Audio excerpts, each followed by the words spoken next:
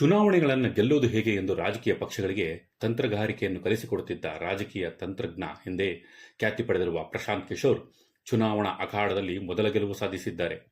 ಇದು ಅಂತಿಂತ ಗೆಲುವಲ್ಲ, ಐತಿಹಾಸಿಕ ಗೆಲುವು ಎಂದೇ ಬಣ್ಣಿಸಲಾಗುತ್ತಿದೆ. ಯಾಕೆಂದರೆ ಬಿಜೆಪಿಯ ಭದ್ರಕೋಟೆಯನ್ನೇ ಭೇದಿಸಿದ ಈ ಸಾಧನೆ ಇದೆಯಲ್ಲ, ಅದು ಅಂತಿಂತ ಸಾಧನೆಯಲ್ಲ. ಬಿಜೆಪಿಗೆ ಇದು ಸೋಲಿನ ಮೊದಲ ಮೆಟ್ಟಿಲು ಎಂದೇ ಹೇಳಲಾಗುತ್ತಿದೆ. ಇದಕ್ಕೆ ಕಾರಣವೇನು? ಪ್ರಶಾಂತ್ ಕಿಶೋರ್ ಗೆಲುವು ಸಾಮಾನ್ಯ ಗೆಲುವಲ್ಲ ಎಂದು ಏಕೆ ಹೇಳಲಾಗುತ್ತಿದೆ? ಉಪಚುನಾವಣೆಯ ಗೆಲುವು ದೇಶದ ಭವಿಷ್ಯದ ಮುನ್ಸೂಚನೆ ಎಂದು ಏಕೆ ಹೇಳಲಾಗುತ್ತಿದೆ ಎಂಬ ಬಗ್ಗೆ ವಿವರವಾಗಿ ಇಲ್ಲಿ ಚರ್ಚೆ ಮಾಡೋಣ. ನಮಸ್ಕಾರ ಸ್ನೇಹಿತರೆ, ಕನ್ನಡ ವಾಹಿನಿಗೆ ಸ್ವಾಗತ. ಹೌದು ಸ್ನೇಹಿತರೆ, ಮೊದಲೇ ಹೇಳಿದಂತೆ ರಾಜಕೀಯ ಚತುರ, ಚುನಾವಣಾ ತಜ್ಞ, ಕೇಂದ್ರದಲ್ಲೇ ಬಿಜೆಪಿ ಅಧಿಕಾರಕ್ಕೆ ಬರಲು, ಪಶ್ಚಿಮ ಬಂಗಾಳದಲ್ಲಿ ಮಮತಾ ಪ್ರಾಬಲ್ಯ ಹೊಂದಲು, ಅಲ್ಲಿ ಜಗನ್ಮೋಹನ್ ರೆಡ್ಡಿ ಸರ್ಕಾರ ರಚನೆಗೂ, ತಮಿಳುನಾಡಿನಲ್ಲಿ ವಿಜಯ್ ಮ್ಯಾಜಿಕ್ ಮಾಡಲು ಇದೇ ಪ್ರಶಾಂತ್ ಕಿಶೋರ್ ಕಾರಣ. ಒಂದು ವಿಧಾನಸಭಾ ಕ್ಷೇತ್ರಕ್ಕೆ ಚುನಾವಣಾ ತಂತ್ರಗಾರಿಕೆ ರೂಪಿಸಲು ಇವರು ಪಡೆಯುವ ಸಂಭಾವನೆ ಅವರೇ ಹೇಳುವಂತೆ 100 ಕೋಟಿ ರೂಪಾಯಿ. ಅಂತಹ ಪ್ರಶಾಂತ್ ಕಿಶೋರ್ ಬೇರೆಯವರಿಗೆ ಪಾಠ ಮಾಡಿ ಹಣ ಗಳಿಸುವುದಕ್ಕಿಂತ ತಮ್ಮದೇ ಪಕ್ಷ ಸ್ಥಾಪಿಸಿ ಜನರ ಮುಂದೆ ಹೋಗಲು ನಿರ್ಧರಿಸಿದ್ದರು.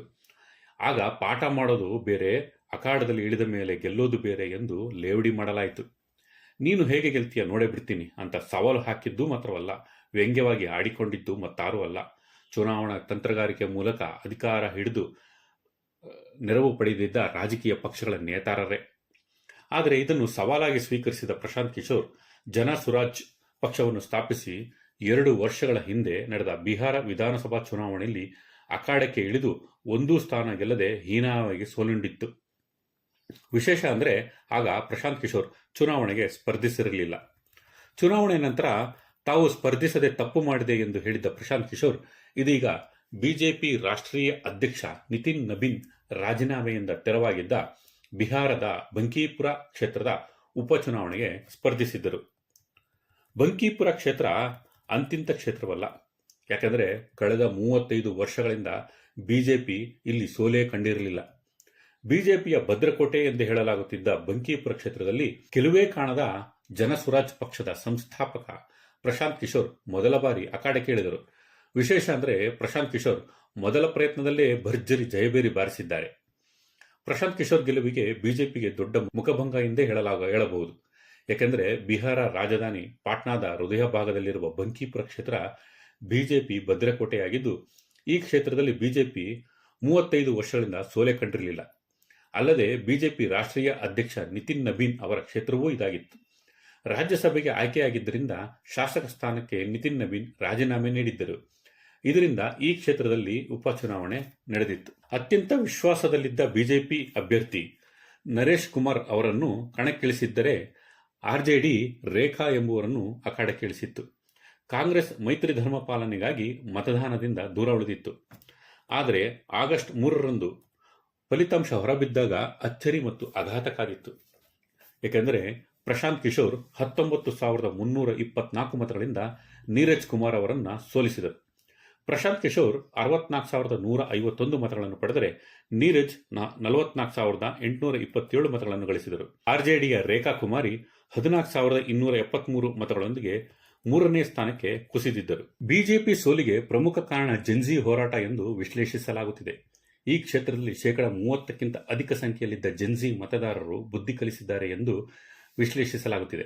ಇತ್ತೀಚೆಗೆ ದೆಹಲಿಯಲ್ಲಿ ನಡೆದ ನೀಟ್ ಪರೀಕ್ಷೆ ಅಕ್ರಮ ಖಂಡಿಸಿ ಕಾಕ್ರೋಚ್ ಜನತಾ ಪಾರ್ಟಿ ನೇತೃತ್ವದಲ್ಲಿ ನಡೆದ ಪ್ರತಿಭಟನೆ ಹತ್ತಿಕ್ಕಲು ಕೇಂದ್ರ ಸರ್ಕಾರ ಮಾಡಿದ ಲಾಠಿಚಾರ್ಜ್ ಹಾಗೂ ಪೊಲೀಸರ ದೌರ್ಜನ್ಯ ಎಂದು ವಿಶ್ಲೇಷಿಸಲಾಗುತ್ತಿದೆ. BJP ಭದ್ರಕೋಟೆಯನ್ನೇ Gen Z ಛಿದ್ರಗೊಳಿಸಿದೆ. ಈ ಮೂಲಕ ಕೇಂದ್ರ ಸರ್ಕಾರಕ್ಕೆ ಪರೋಕ್ಷ ಎಚ್ಚರಿಕೆಯನ್ನು ನೀಡಿದೆ ಎಂದೇ ಹೇಳಬಹುದು. ಮುಂದಿನ ದಿನಗಳಲ್ಲಿ ಬಿಜೆಪಿಗೆ ಇದು ದೊಡ್ಡ ಪಾಠದ ಮುನ್ಸೂಚನೆ ಎಂದರೂ ತಪ್ಪಾಗುವುದಿಲ್ಲ.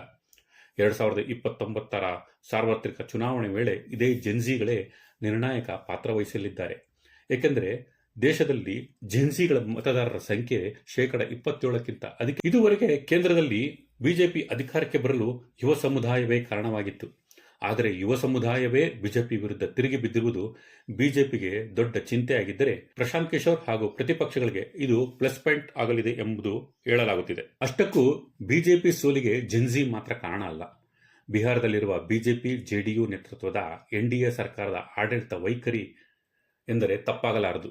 ಅಲ್ಲದೆ ಪ್ರಶಾಂತ್ ಕಿಶೋರ್ ಚುನಾವಣಾ ಪ್ರಚಾರದ ವೇಳೆ ರಾಷ್ಟ್ರ ಹಾಗೂ ರಾಜ್ಯ ರಾಜಕಾರಣದ ಬಗ್ಗೆ ಹೆಚ್ಚು ಪ್ರಚಾರ ನಡೆಸದೆ ಸ್ಥಳೀಯ ಸಮಸ್ಯೆಗಳಾದ ವಿದ್ಯುತ್ ಪೂರೈಕೆ, ಕುಡಿಯುವ ನೀರಿನ ಸಮಸ್ಯೆ, ಗುಂಡಿ ಬಿದ್ದ ರಸ್ತೆಗಳು ಇಂತಹ ಸಣ್ಣ ಪುಟ್ಟ ವಿಷಯಗಳನ್ನೇ ಪ್ರಸ್ತಾಪಿಸಿ ಜನರಲ್ಲಿ ಅರಿವು ಮೂಡಿಸುವ ಕೆಲಸ ಮಾಡಿದರು.